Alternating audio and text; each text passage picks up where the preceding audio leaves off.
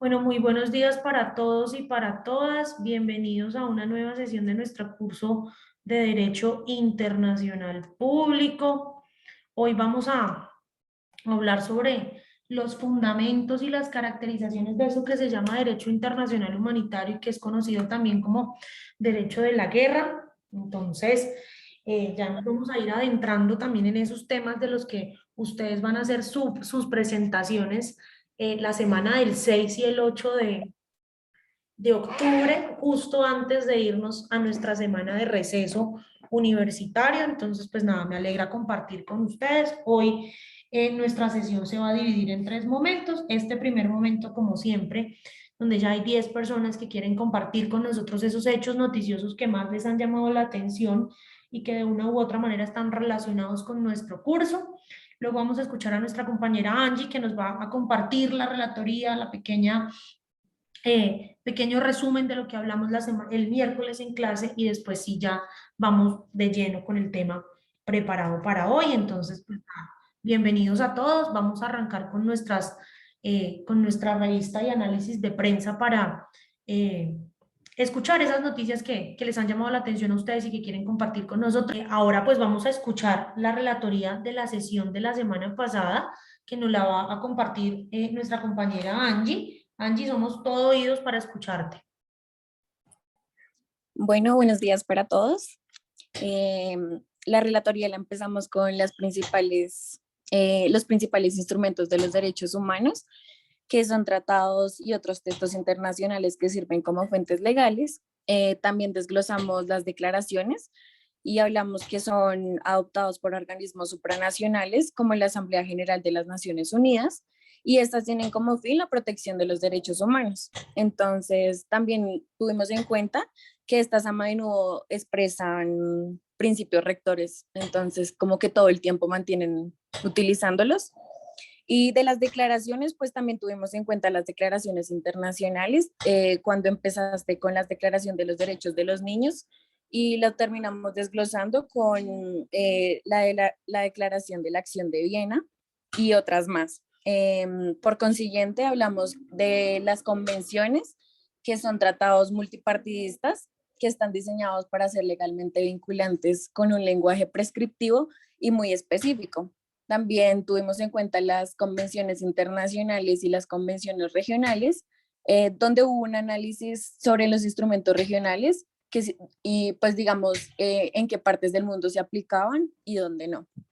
Por último, tuvimos en cuenta los elementos de clasificación, y hablamos sobre las recomendaciones, que son menos conocidas, pero son muy similares a las convenciones, y que estas deben ser acordadas multilateralmente. Muchas gracias, Angie. Ya la otra semana, el miércoles, vamos a escuchar a Angélica, quien se postuló para hacer la relatoría de esta sesión de hoy. Entonces vamos a arrancar pues con las caracterizaciones del derecho de la guerra o del derecho internacional humanitario. Y lo primero que tenemos que preguntarnos es, ¿qué es el derecho internacional humanitario? Entonces, la teoría nos dice que el derecho internacional humanitario es una rama del derecho internacional público que busca limitar, atenuar o minimizar los efectos que los conflictos armados internos, que los conflictos armados internos o internacionales tienen en las sociedades. Esto es protegiendo a las personas que no participan en las hostilidades o que han decidido dejar de participar en ellas, mediante la restricción y la regulación de los medios y métodos de la guerra. Entonces, la norma, el derecho internacional humanitario, en pocas palabras, regula la conducta que se debe tener en los conflictos armados, mediante una norma que se llama la norma Jus in Bello. El derecho internacional humanitario se compone de una serie de normas que en su gran mayoría, perdón, están reflejadas en los convenios de Ginebra de 1949 y en los protocolos adicionales. ¿Por qué se firmaron estos protocolos de Ginebra o por qué se llegó a la conclusión de que había que firmar estos protocolos de Ginebra de 1949? Porque después de la Segunda Guerra Mundial se evidenció la necesidad de regular los conflictos armados, de proteger a los civiles, a los médicos, a los enfermeros, a todas aquellas personas que no querían hacer parte de las hostilidades, que no eran parte de las hostilidades, pero que también se veían afectados por ellas. ¿Por qué entonces es importante el derecho internacional humanitario? porque es hoy una de las herramientas más poderosas y más fuertes con las que cuenta la comunidad internacional para permitir la garantía y la seguridad de todas las personas en tiempos de guerra. La finalidad entonces del derecho internacional humanitario es preservar un mínimo de dignidad en consonancia con un principio rector, y es que la guerra también tiene unos límites. Es que la guerra, no todo está permitido en tiempos de guerra, no todo se puede hacer en tiempos de guerra. Decía Nelson Mandela, el líder sudafricano, que los convenios de Ginebra continuarán recordándonos con gran fuerza la obligación que todos tenemos de cuidarnos mutuamente. Y es que los convenios de Ginebra nos dicen palabras más, palabras menos, si la guerra no es evitable, porque puede ser que la guerra no sea evitable, por lo menos hagamos de ella algo un poco más humano, algo un poco menos brutal, algo que por lo menos respete los mínimos de dignidad del ser humano. Entonces, vamos a hablar de una norma que es la norma Ius in Bello. La norma Ius in Bello se usa para referirse a aquella rama del derecho que define cuáles son las reglas y las prácticas aceptables mientras estamos en guerra. Y sus disposiciones se aplican a todas las partes en conflicto, independientemente del conflicto, de los motivos y de las causas defendidas por unas y otras partes. Entonces, por ejemplo, para que entre, para que entre en vigencia la norma Ius in Bello, tenemos que reconocer al conflicto o reconocer las hostilidades como conflicto armado, ya sea conflicto armado interno o conflicto armado internacional. Esas normas son las que dicen, por ejemplo, que los civiles no deben verse vinculados en el conflicto, que no se pueden atacar lugares como hospitales, como iglesias, como colegios, que es donde normalmente se resguardan aquellas personas que están, que buscan protegerse de la guerra, ¿cierto? Les pregunto algo, ¿ustedes creen que en los 60, 70 años que lleva ya el conflicto armado interno colombiano, se ha aplicado la norma Ius in Bello, se han regulado las prácticas de la guerra o por el contrario, acá no se han regulado las prácticas de la guerra y por qué?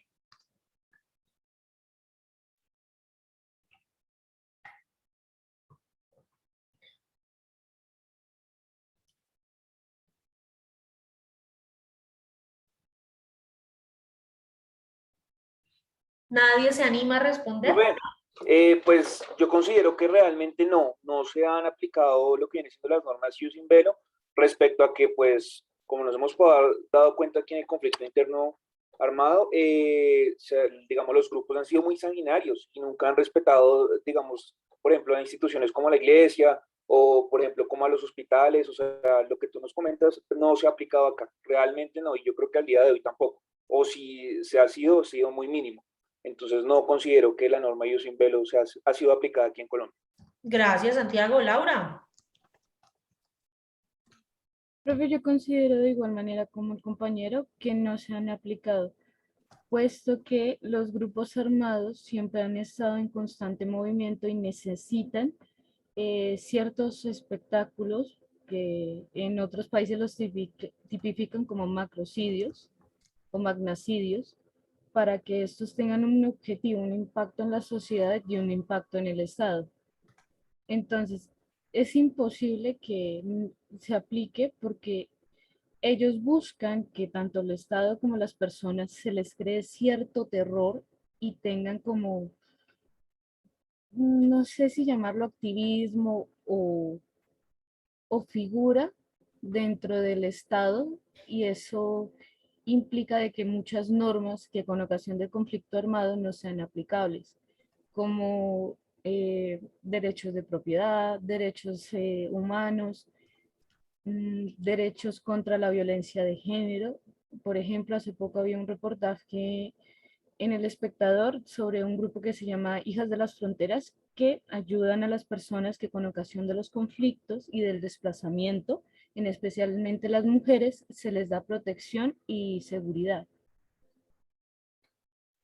Dice Julián que no, nos dice Julián en el chat que no, porque hemos visto cómo los ataques por parte de los grupos al margen de la ley son de forma indiscriminada. Entonces esto me lleva a otra pregunta. ¿Es que las normas de la guerra solo aplican para los grupos armados al margen de la ley? ¿O también aplican para los grupos estatales, para las fuerzas estatales? Laura. Yo iba pues a poner el ejemplo de que cuando el gobierno utilizó el emblema de la Cruz Roja, si Es no estoy mal, correcto. en la operación Jati, y precisamente va como a esa pregunta también que estabas haciendo. Eso es una violación a las normas del derecho de la guerra. A ver, las partes en el conflicto siempre son dos. Para que haya un conflicto siempre tiene que haber dos o más partes. En este caso tenemos, vamos a poner el ejemplo, el caso del conflicto armado interno colombiano, que es como el que más nos interesa ahorita. Y en este conflicto armado interno colombiano siempre, en el conflicto armado interno colombiano hay dos partes. El Estado, representado por las fuerzas militares y de policía, y los grupos armados al margen de la ley. Sean las FARC, el ELN, las AUC, el EPL, el M-19 y todos los grupos armados al margen de la ley que han existido durante los 60 años de conflicto colombiano.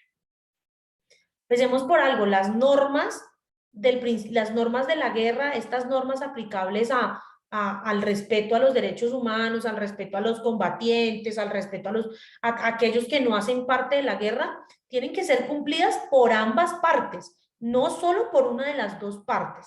Es decir, tanto las fuerzas militares como los grupos armados al margen de la ley deben cumplir las normas de derecho internacional público, de derecho internacional humanitario.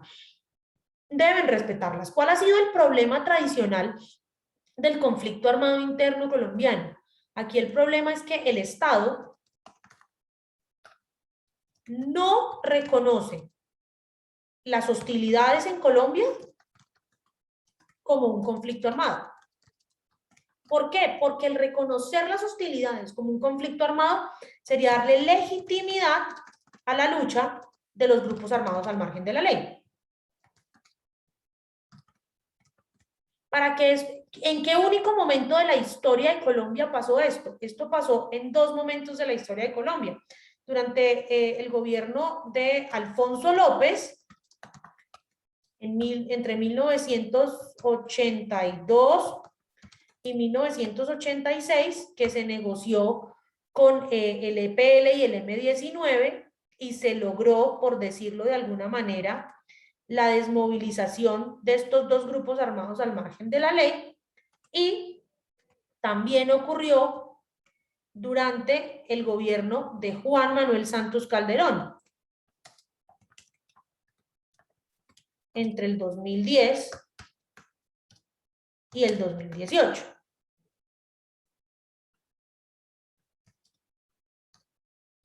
Donde se llevó a cabo un proceso de negociación con la guerrilla de las FARC que llevó a su, entre comillas, desmovilización. El resto siempre han sido considerados grupos terroristas al margen de la ley. Entonces, la lucha de estos grupos armados al margen de la ley no está legitimizada, no está reconocida como tal y no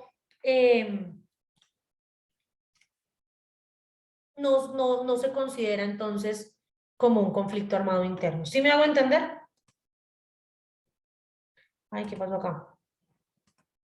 Ahora bien, ¿qué pasa en estos casos? Pues resulta que el derecho internacional humanitario busca evitar y limitar el sufrimiento de las personas en tiempos de conflictos armados, en tiempos de guerra, limitando o prohibiendo el uso de ciertos métodos de guerra, como la tortura, como el uso de bombas nucleares, etcétera, etcétera. Pero el derecho internacional humanitario no determina o no dice si un país tiene o no derecho a recurrir a la guerra. Es decir, el derecho internacional humanitario no le dice a Estados Unidos o no le dijo a Estados Unidos en el momento en que invadió Irak, usted no tiene derecho a invadir Irak. No. El derecho internacional humanitario lo único que nos dice es, venga, deberíamos limitar el uso de la guerra a ciertos aspectos, deberíamos limitar tales prácticas, deberíamos prohibir tales armas. Estas normas son de obligatorio cumplimiento, tanto por los gobiernos y los ejércitos participantes en el conflicto, como por los distintos grupos armados de oposición o cualquier parte participante en el mismo. ¿Por qué? Porque las normas de derecho internacional humanitario, al igual que las normas de derechos humanos, son normas ius cogens, son normas aplicables a toda la humanidad. Nadie puede violar las normas de derecho internacional humanitario.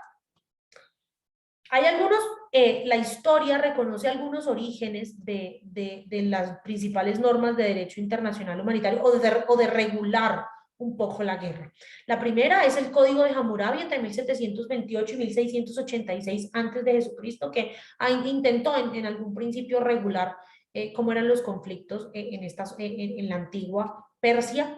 La ley de Manú en el 400 antes de Cristo, igual lo mismo. El Tratado de Armisticio y Regulación de la Guerra de 1820. Y lo más importante fueron los inicios del movimiento internacional de la Cruz Roja y de la Media Luna Roja en 1859, que como ustedes saben, el Comité Internacional de la Cruz Roja y de la Media Luna Roja son considerados actores o sujetos de derecho internacional público. El Código de Lieber, que regulaba o buscaba regular también las hostilidades en Europa, y los convenios de Ginebra de 1864. El derecho internacional humanitario actual se encuentra contenido en los 4 convenios de Ginebra que se firmaron el 12 de agosto de 1949, de los que son parte casi todos los estados del mundo. Son muy pocos los estados que no hacen parte de los convenios de Ginebra. Estos convenios se completaron con otros 2 tratados, el Tratado de los Protocolos Adicionales de 1977 relativos a la protección de víctimas de los conflictos armados y otros textos que prohíben el uso de ciertas armas y tácticas militares. Estos textos son la Convención de La Haya de 1954 para la protección de los bienes culturales en caso de un conflicto armado, es el que nos dice que no se puede, por ejemplo, atacar, violentar o atrincherar en lugares como museos, como todos estos lugares que protegen los bienes culturales de un país. La Convención de 1975 sobre las armas bacteriológicas, es decir, aquellas que dicen que no se pueden usar armas químicas en los contextos de guerra. La Convención de 1980 sobre ciertas armas convencionales. La Convención de 1993 sobre armas químicas, el Tratado de Ottawa de 1997 que prohíbe el uso de las minas antipersona en contextos de conflicto armado, y el protocolo facultativo de la Convención de los Derechos del Niño relativo a la participación de los niños en conflictos armados y que condena el reclutamiento forzado de menores para participar en conflictos armados. ¿Cuándo debemos aplicar el derecho internacional humanitario? En 2 casos.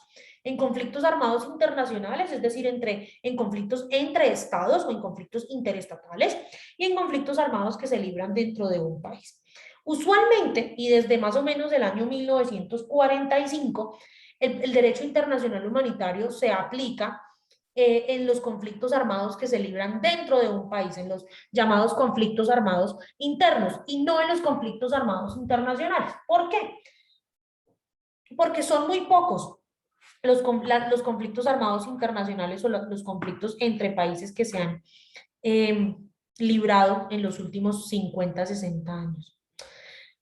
¿Colombia tuvo alguna consecuencia cuando usó la imagen de la Cruz Roja? Sí, pues a ver, realmente esto fue una polémica porque usar el peto del 6CR como escudo es una violación a las normas del derecho internacional humanitario. Me acuerdo, si mal no me acuerdo, lo que pasó fue que Colombia fue sancionada fue sancionada por el Consejo de Seguridad de las Naciones Unidas. O sea, no son sanciones punitivas ni sanciones económicas, sino más bien como sanciones diplomáticas y protocolarias, hubo una pequeña crisis ahí, la Cruz Roja estuvo a punto, el Comité Internacional de la Cruz Roja estuvo a punto de irse de Colombia, etcétera, etcétera, etcétera, pero pues no pasó más allá de una disputa y de una sanción diplomática, más que todo. Vamos a ver un video cortico que nos va a explicar un poco más este tema.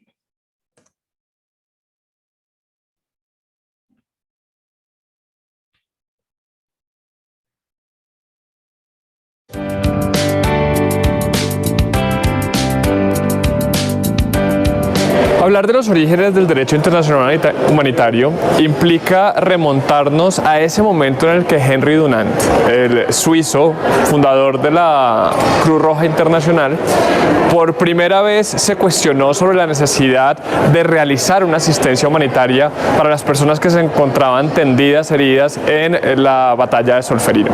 Estamos hablando de alrededor de los años 1862 y concretamente el derecho internacional humanitario moderno se entiende que fue constituido desde 1864 con el primer convenio de Ginebra para regular el tema del tratamiento que se daba a los combatientes y a las personas que dejaban de ser combatientes en los campos de batalla.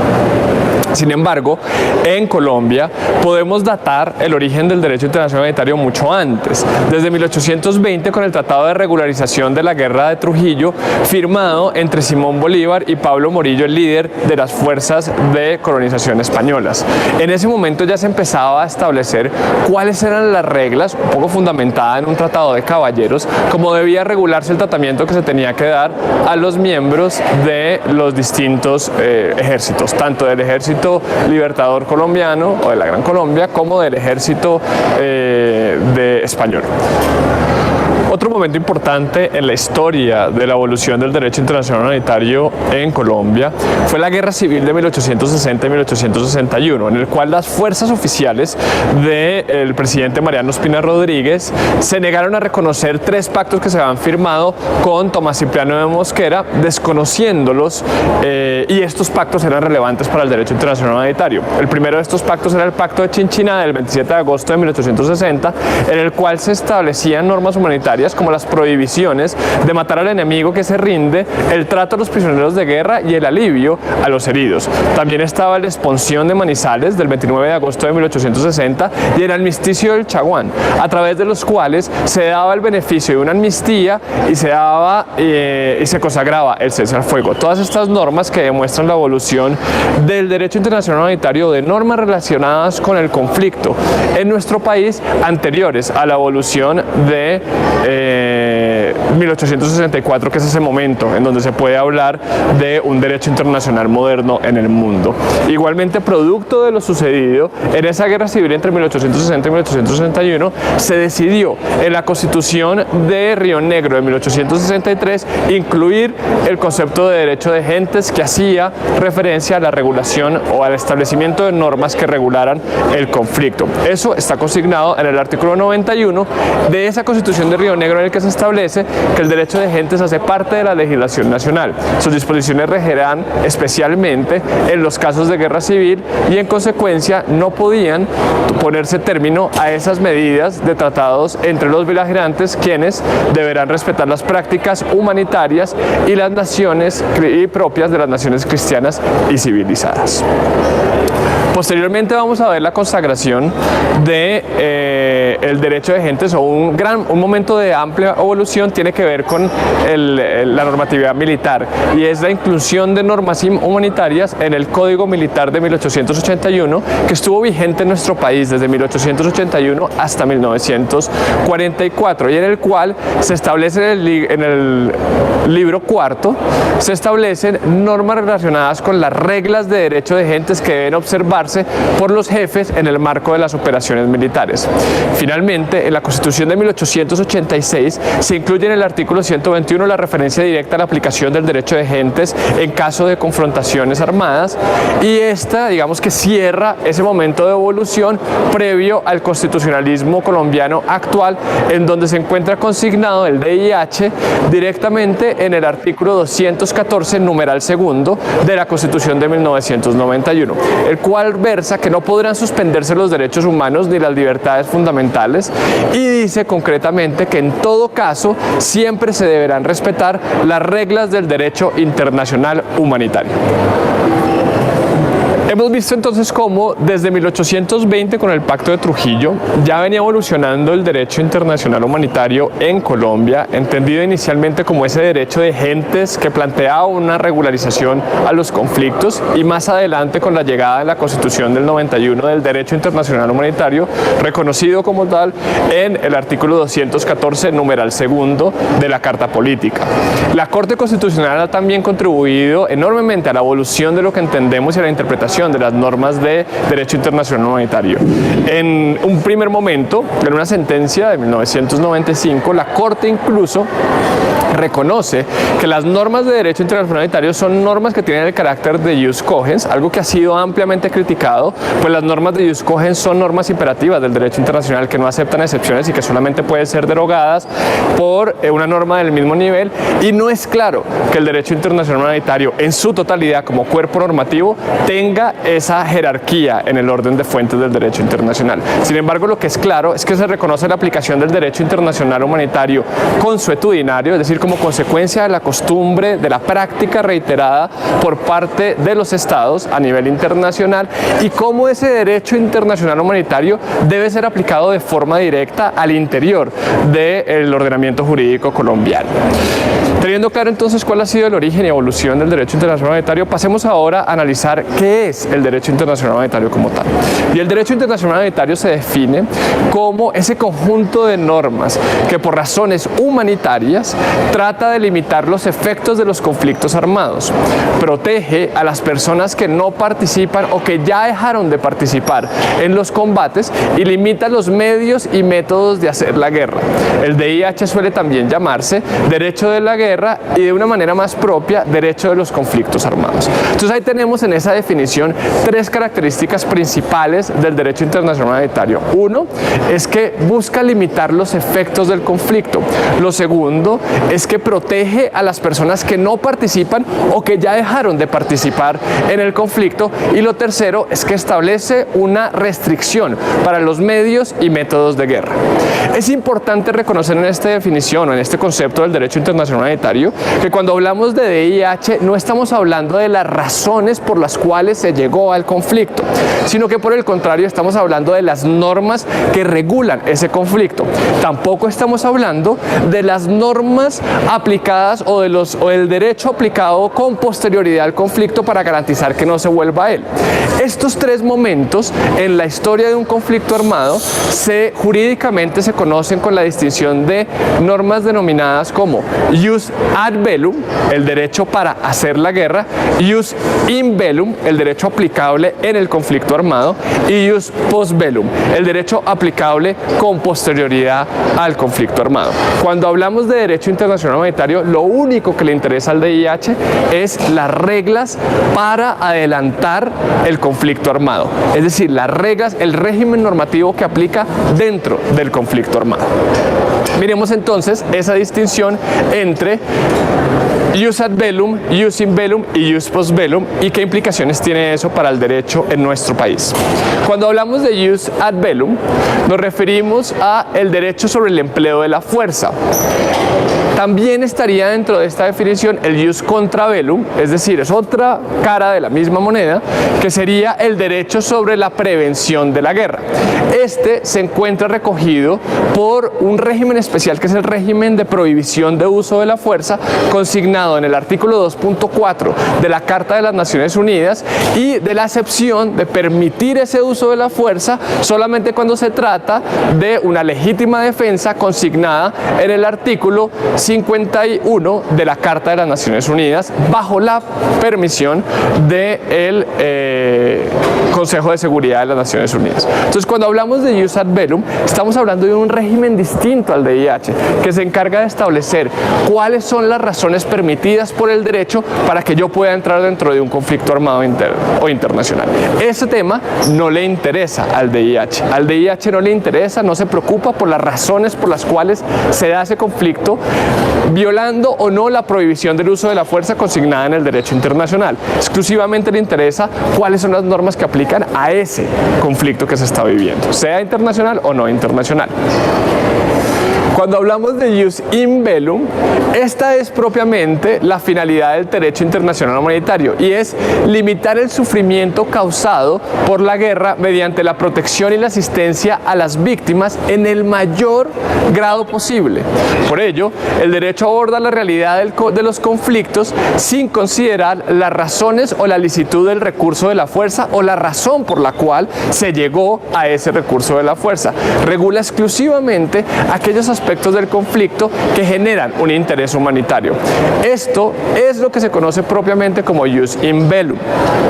Sus disposiciones se aplican a las partes beligerantes independientemente de cuáles fueron las razones por las cuales se llegó a ese conflicto e independientemente de que las partes consideran que están inmersas en un conflicto o no.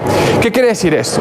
Que así una de las partes beligerantes que se encuentra inmersa en un conflicto armado, sea este de naturaleza internacional o no internacional, se niega a reconocer la aplicación del DIH, se entiende por el derecho internacional que el DIH y las protecciones derivadas del mismo sí aplican a ese conflicto.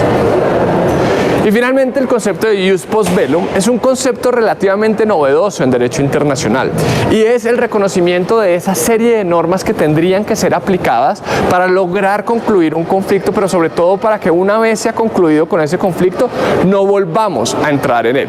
Es lo que se conocen también, o su principal desarrollo se da a través de las normas de justicia transicional, y incluso está regulado desde, o se puede hablar de jus in bellum desde el vínculo que existía entre la guerra y la necesidad de salir de ella, y este es un concepto supremamente antiguo en el derecho internacional que data desde la época de San Agustín, cuando en su libro 19, en su capítulo 12 del libro 19 de la Ciudad de Dios, ya escribía, abro comillas, cómo los hombres, aún con el crudo rigor de la guerra y todos los desasosiegos e inquietudes, desean llegar al fin de la paz, sin cuyo apetito no se halla cosa alguna natural.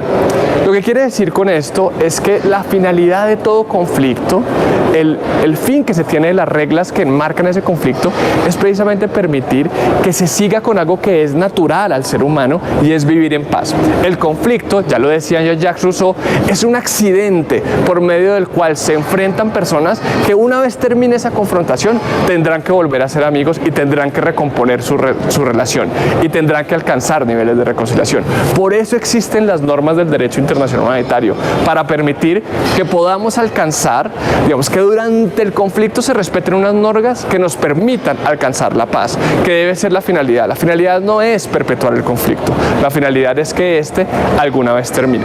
Pero es importante entender esa distinción entre jus ad bellum, jus in bellum y jus post bellum para entender que todo aquello que regula el ponerle fin al conflicto y garantizar que no vamos a volver a caer en él, no hace parte de lo que está cobijado por el DIH.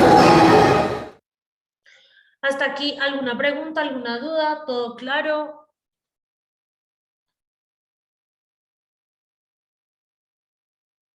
Profe, sí. Señor. A mí me queda duda en el jus ad bellum. La verdad no lo entendí muy bien. ¿Qué no entendiste muy bien? Pues a qué hace enfoque. A ver, acuérdate que tenemos tres momentos, por decirlo así, de lo que se considera la guerra. Entonces tenemos el jus ad bellum, el jus in bellum y el jus post bellum. El jus ad bellum es el que nos dice o teóricamente es el que justifica, por decirlo de alguna manera, que haya un conflicto armado. Es decir, se usa el término jus ad bellum cuando queremos justificar o definir, sí, las razones por las cuales un Estado entra en un conflicto armado interno o en un conflicto armado internacional. Entonces son las razones de la legítima defensa, etcétera, etcétera. De hecho, las Naciones Unidas en su Carta Constitutiva, en su artículo número 2 lo regulan. lo tengo acá abierto, tengo acá mi Carta de las Naciones Unidas y dice: los miembros de la organización en sus relaciones internacionales se abstendrán de recurrir a la amenaza o al uso de la fuerza contra la integridad territorial o la independencia política de cualquier Estado o de cualquier otra forma incompatible con los productos de las Naciones Unidas. Ninguna disposición de esta carta menoscabará el derecho inminente de legítima defensa individual o colectiva en caso de un ataque armado contra un miembro de las Naciones Unidas. Entonces, te pongo un ejemplo. Resulta que Estados Unidos invocó la norma Jus ad Bellum en el momento de invadir Afganistán. ¿Por qué? Porque en el momento de invadir Afganistán, Estados Unidos dijo: hubo un ataque contra mi Estado, contra mi seguridad interna, y yo necesito combatir a ese grupo armado al margen de la ley, a ese grupo ilegal que tiene el poder en un país y que me atacó a mí. Esa es la norma Jus ad Bellum, invocar el derecho de legítima defensa para justificar un conflicto armado, sea de tipo interno o sea de tipo internacional. ¿Claro, Ginette? Sí, profe, muchas gracias. Ya ahora sí me quedó muy claro. ¿Alguna otra pregunta? No, señora. Entonces los voy a dividir en unas salas grupales para que reflexionemos un ratico sobre la siguiente pregunta. El derecho internacional humanitario regula las relaciones entre los actores de una guerra o un conflicto armado interno o internacional. Teniendo en cuenta el caso colombiano, ¿son aplicables en el país estas reglamentaciones? El caso colombiano actual, es decir, de un momento en donde técnicamente deberíamos estar en un proceso ius post bellum con la guerrilla de las FARC. Los voy a dividir en 5 salas, les vamos a tomarnos unos 15 minutos para que, 10 minuticos para que reflexionemos y después volvemos a ponerlo en plenaria un representante de cada grupo. Entonces, los invito a que entren a las salas grupales ya.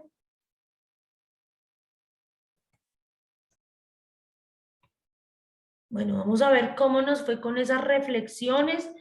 No sé qué representante de cada grupo quiera pues ir levantando la mano. Aquí tengo las salas, voy a preguntar en cada sala. Bueno, en la sala 1 estaban Carolina, Ginette, Carol, Laura y Miguel. Entonces de esa sala va a hablar Laura.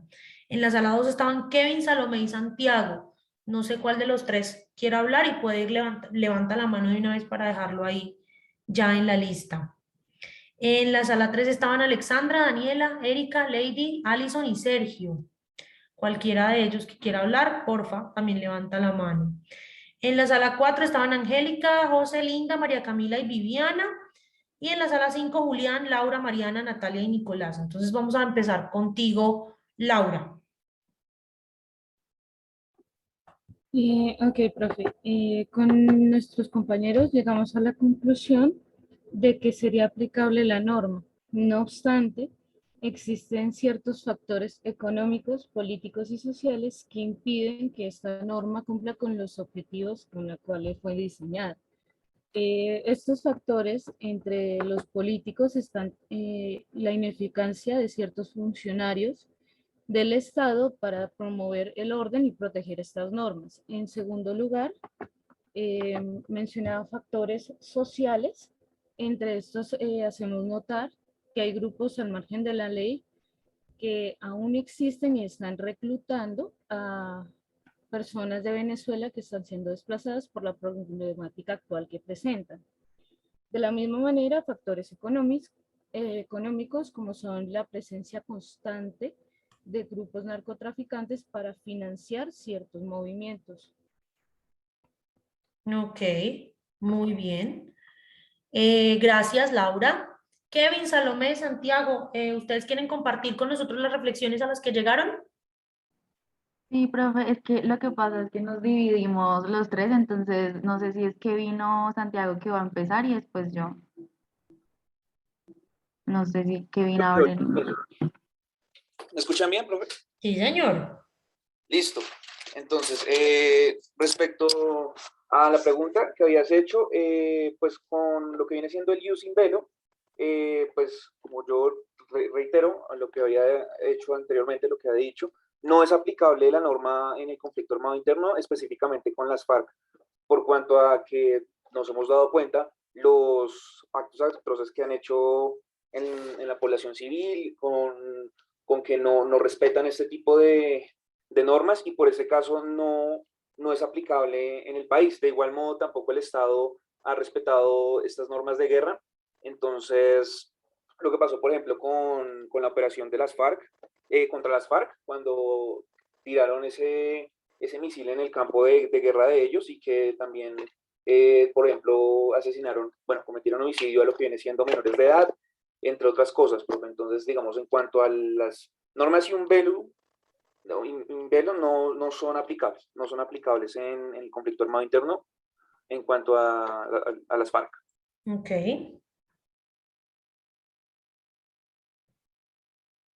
Y a mis Sigue compañeros Salomé. explican las otras, las ad bellum y la otra. Entonces sigue ahí que...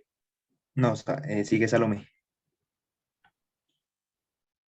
Bueno, con respecto al ius post bellum, teniendo en cuenta que aún así se han firmado tratados de acuerdos de paz y digamos que siempre ha habido como esa voluntad en cierta parte de manejar lo que concierne a los retos de la terminación del conflicto, aún así siguen habiendo disidencias de las FARC y sigue habiendo conflicto, y siguen habiendo violaciones a derechos humanos, y pues digamos que ahí sería parcialmente el ius post bellum, porque se busca regular la terminación del conflicto, pero sin llegar, digamos, como a unas garantías reales donde se vea plasmado que de verdad se están haciendo como los esfuerzos para mantener fuera el conflicto.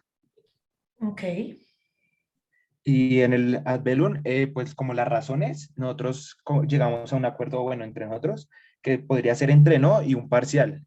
Pues desde un principio todos sabemos que la guerrilla tenía unos idealistas leninistas marxistas, y en esas épocas estaba en ascensión esta ideología, por lo cual acá fue tomada acá en Colombia, y en esas épocas había un gobierno muy conservador para después pasar una dictadura, por lo cual las razones para mi parecer o parciales eran justas, ya que se buscaba como una mayor integridad del pueblo y no el olvido de los campesinos, pero ya con el tiempo estos ideales se comenzaron a pudrir, por lo cual ya con el tiempo ya no pasaron a ser las razones por la guerra no comenzaron a ser justas, ya que por temas de narcotráfico y muertes de civiles, y ya con las disidencias de las FARC, pues no, ya no entrarían a ser justas, ya que ya no buscan sus primeros ideales de ayudar al pueblo, sino ya solo buscan beneficio propio por medio del narcotráfico.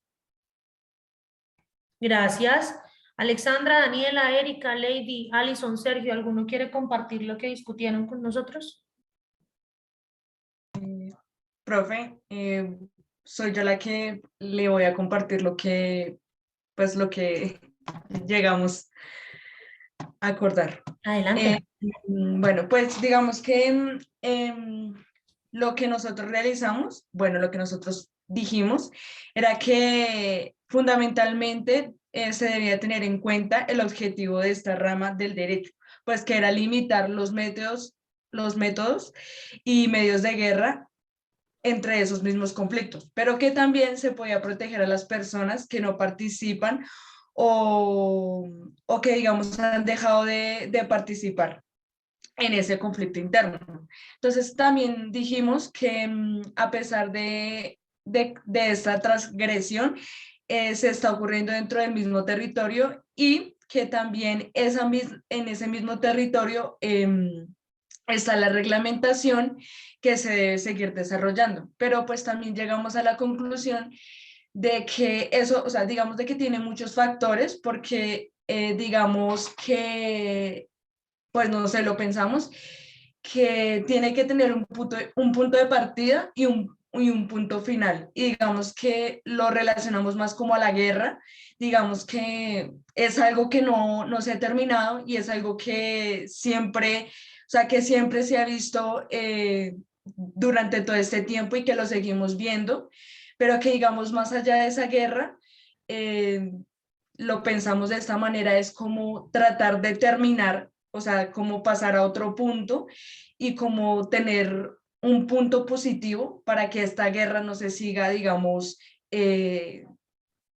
como saliendo de control. Pues obviamente siempre hemos vivido con esta guerra y creo que la vamos a seguir viviendo, pero yo pienso que el cambio lo deberíamos hacer, digamos, todos o nosotros mismos, de pensar no tanto sobre la guerra, no tanto sobre las muertes, sino más allá de qué es lo que hace que ese conflicto interno no pueda tener, digamos, como una reparación. Gracias, Daniela. Angélica, José, Linda, María Camila, Viviana, ¿alguno de ustedes quiere compartir con nosotros lo que conversaron en la sala grupal? Hola, profe. Hola.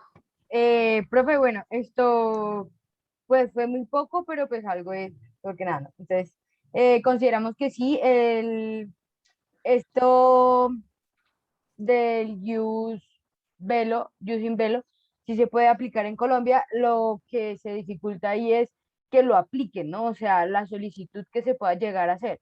Pero sí, o sea, no se puede descartar. Aparte, sería por parte y parte, ¿no? Porque estaría para la parte del gobierno y el Estado, que son los que tienen el 50% de influencias en esta guerra, y por parte de la guerrilla, que tienen el otro 50%. Entonces, y pues que las personas que patrocinan esta guerra, porque eso siempre tiene un fin para alguien, por lo general son fines individuales y no colectivos. Entonces, eh, pues se vería afectado, ¿sí? Entonces, nosotros consideramos que sí, sí se puede solicitar que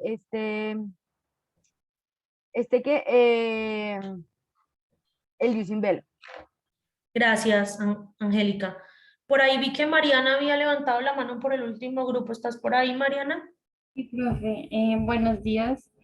Bueno, con mi grupo consideramos que las normas de derecho internacional humanitario sí son aplicables en el conflicto armado colombiano, obviamente pues a partir de conceptos y pues como teóricamente, porque ya como mencionaron un grupo, creo que el de Salomé, pues en la realidad puede que sí diste mucho pues de lo que está consagrado en la norma. Sin embargo, pues a partir del reconocimiento del estado de un conflicto armado, ya entrarían a aplicar estas normas de derecho internacional humanitario, ya sea para la parte estatal del Estado de las Fuerzas Armadas, como para pues los grupos armados. También como queremos como recalcar la importancia de reconocer que estas normas de derecho internacional humanitario son de obligatorio cumplimiento. Entonces, pues a pesar de que sí bien es cierto, pues se cumplan a medias o no, pues lo ideal y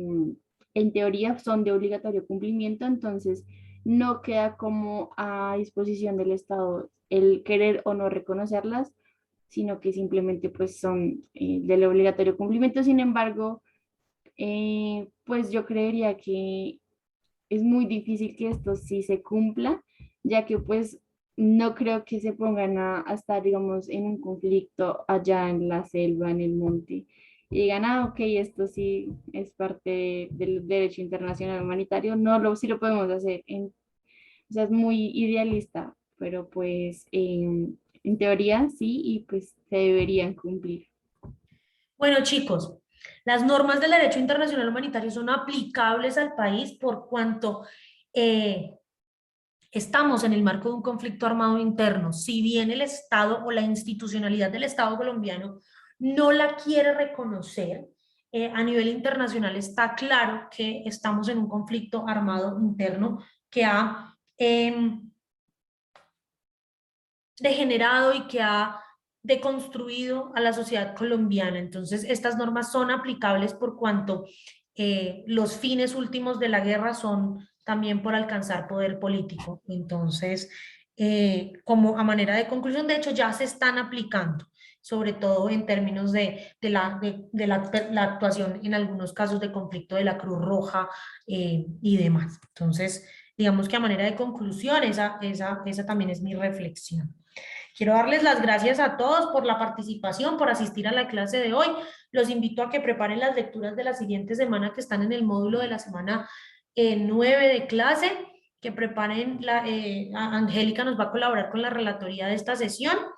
Espero que más personas participen, otras 10 personas participen en análisis de prensa, y el próximo miércoles durante los primeros minutos de la clase vamos a realizar un pequeño quiz sobre la lectura de Juan Jacobo Rousseau, que está en el campus virtual. Nos vemos el miércoles. Ya en unos momentos les cuelgo la grabación de la clase y esta presentación en el campus para que la tengan.